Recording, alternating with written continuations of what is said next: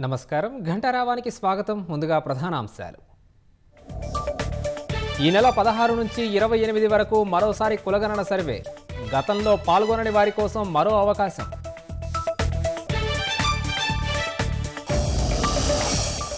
స్థానిక సంస్థల ఎన్నికలు మరింత ఆలస్యమయ్యే సూచనలు.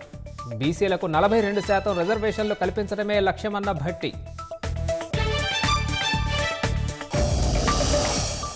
సర్పంచ్ ఎన్నికల్లో ఏకగ్రీవానికి పోటీ అభ్యర్థిగా నోటా. ఎన్నికల సంఘం ప్రతిపాదనలపై పార్టీల భిన్నాభిప్రాయాలు.